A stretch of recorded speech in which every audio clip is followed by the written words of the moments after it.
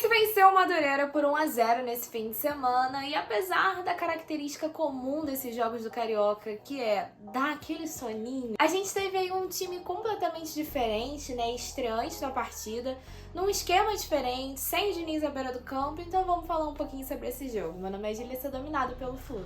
Pensando no primeiro jogo da Recopa, que vai ser nessa quinta-feira, o Diniz resolveu poupar seus titulares, né? O time, inclusive, já vai viajar pra Quito, vai ficar lá a partir de segunda-feira. E aí, nessa diferença, montaram um esquema ali 3-4-3 com os seguintes jogadores: Felipe Alves, Felipe Andrade, Antônio Carlos, Diogo Barbosa, Gabriel Pires, Alexander, Lima, Terãs, Douglas Costa, Lelê e John Kennedy. Entraram também o John Ares para a saída do Gabriel Pires no intervalo ali para a entrada do segundo tempo. Aos 14, André e Ganso entraram no lugar do Terãs e do Felipe Andrade. Depois veio o Marquinhos para a saída do Douglas Costas aos 31. E por fim, aos 38, o Isaac foi para substituir o John Kennedy. Para começar falando especificamente desse jogo, essa foi uma partida fraca do Fluminense. E tudo bem, é um time reserva estreante. Tudo bem, é campeonato carioca. Tudo bem, o adversário é o Madureira. E tudo bem que o foco é a Recopa. Eu sei de tudo isso, eu entendo tudo isso e eu concordo com tudo isso. Mas a gente tem que analisar a partida. E essa partida foi fraca. Mesmo entendendo todas essas questões e a nossa preocupação não sendo exatamente essa partida. O Madureira começou pressionando o Fluminense ali até os 10 minutos do primeiro tempo, pelo menos.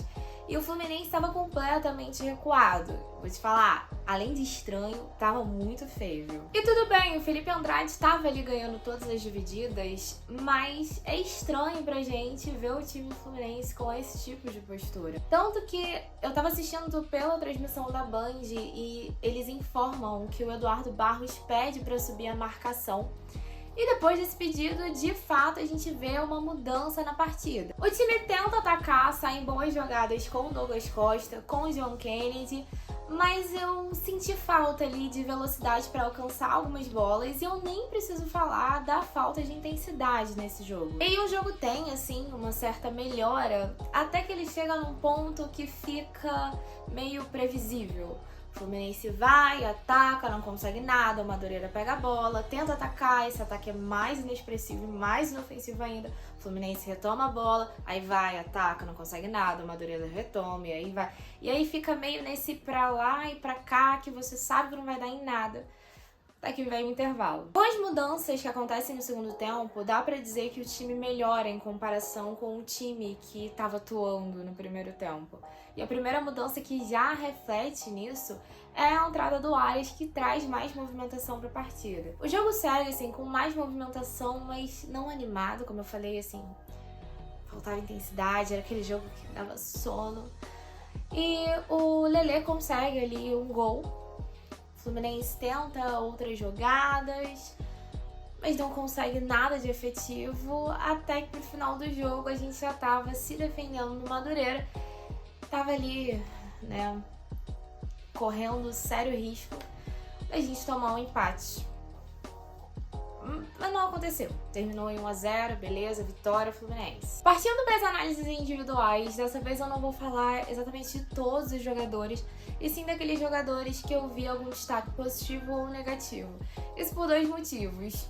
A imagem estava muito ruim, então em muitas partes eu não conseguia ver o número do jogador. E tem jogadores que você até consegue matar, por exemplo, o John Kennedy com a braçadeira de capitão era fácil de ser identificado. Mas nem todos são tão fáceis assim, porque realmente, assim, a imagem da transmissão tava bem zoada. E outra questão foi que foi a primeira vez que eu fiz uma live durante a partida. Então, obviamente, eu vi o jogo, mas eu não consegui dar tanto foco assim em todos os jogadores. Então, vou falar daqueles que tiveram algum destaque positivo ou algum destaque negativo pra mim. Vou começar pelo Lelê, pelo simples fato dele ter definido o jogo e ter salvado ali de mais um empate na competição. Mas assim, nem de longe essa foi a melhor partida do Lelê do que a gente tem visto aí nele no Campeonato Carioca. Mas ele deu os 3 pontos que a gente precisava. Acho isso positivo, tá? E como assim, não foi aquele jogo que alguém brilhou? Vou falar, vai começar por ele, por quem definiu o jogo. E é óbvio, o Ares fez diferença nessa partida. Ele entrou em campo e trouxe movimentação pro jogo, Não foi a melhor partida dele até agora, obviamente, mas quando ele entra, ele até passa a acionar mais o Diogo Barbosa, que normalmente, apesar de ser lateral, é uma peça importante para o ataque. Então, assim, bem, vários. E eu também gostei do John Kennedy em campo. Ele não foi, assim, espetacular nessa partida. Ele não fez gol. Mas eu acho que para além da assistência, ele criou, ele ajudou a criar boas jogadas. Tem, assim, alguns passes que ajudam ali em algumas construções. E isso até mesmo naquele primeiro tempo em que o time tava bem apagado. O Felipe Alves, ele não foi muito exigido, mas ele me passou uma certa segurança nesse jogo que eu não tinha sentido na outra partida dele. Então acho que vale mencionar. E o Felipe Andrade, eu gostei de ter visto... Tudo bem, ok. Ele pode atuar melhor como volante. Mas eu até gostei de ter visto ali as divididas dele na lateral. Acho que ele tava indo bem firme para jogadas. E, assim, quando você olha, parece aquele cara mais magro e tal, mais mirradinho. Você fica assim, na dúvida se ele vai combater bem, mas eu achei que ele foi bem ali. E sobre a estreia do Marquinhos, eu vi ali algumas movimentações interessantes por parte dele, mas eu vou preferir falar mais dele quando eu tiver como dar mais foco. Porque assim, realmente a minha intenção com vocês quando eu faço uma análise é falar o que eu achei de cada jogador dentro da partida. Pra mim não faz sentido se eu não olhei com tantos detalhes do Marquinhos, eu ficar aqui falando que tá todo mundo falando dele pra se repetir, enfim, não é a intenção. Então vou deixar o Marquinhos para um próximo. Mas esses foram, assim, os jogadores que eu achei que tiveram algum destaque na partida. No geral, o que eu achei de ponto positivo desse jogo? Os 3 pontos.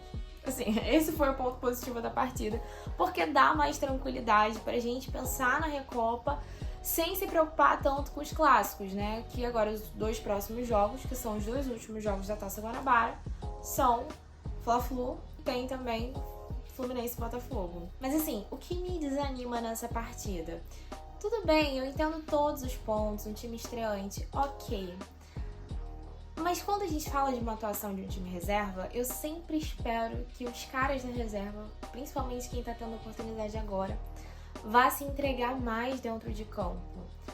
Porque enquanto às vezes um jogador que é titular absoluto, ele vai talvez ficar...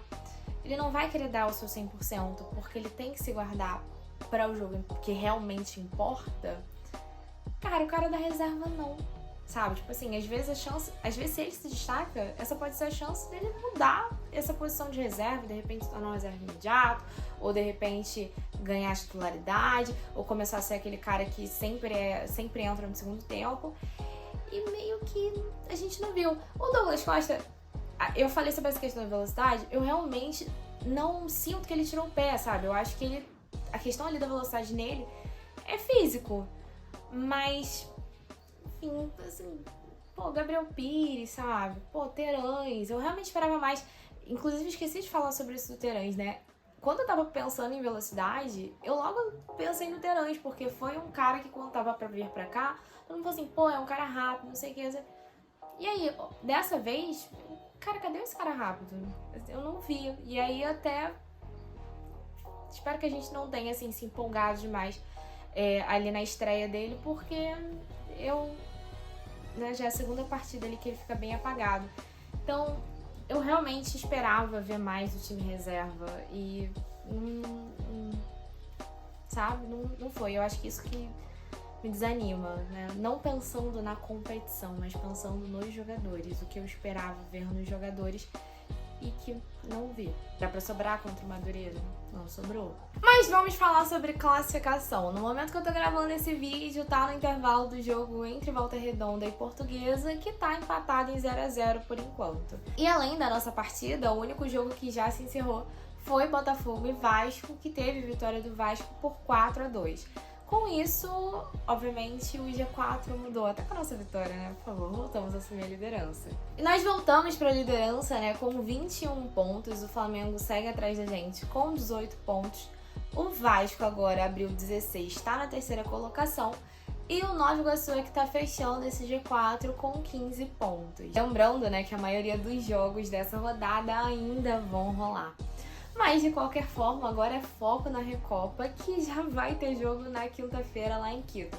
Vamos falar mais sobre essa partida ao longo da semana. De qualquer forma, quero aproveitar esse momento para agradecer não só você que tá aqui assistindo esse vídeo até agora, mas também quem participou da live. Foi, tipo, super diferente, porque eu nunca tinha feito uma live pelo YouTube, tava um pouco nervosa, ainda mais que eu não sabia como ia ser, dar atenção ao jogo e dar atenção ao chat. Mas acho que deu tudo certo, pelo menos quem ficou até o final disse que curtiu. E, enfim, fico muito agradecida, pretendo até fazer mais lives aqui. Não sei, assim, obviamente eu não vou conseguir fazer live durante todo o jogo, vai ter jogo até que eu vou optar por não fazer live. Enfim, eu aproveitei porque era carioca também, né, pra fazer esse teste. Mas agradeço demais a vocês. Se você não curtiu esse vídeo até agora, por favor, aproveite essa oportunidade, dá essa fortalecida aqui no canal. Saudações tricolores e até o próximo jogo. Até o próximo vídeo, na verdade. Tamo junto.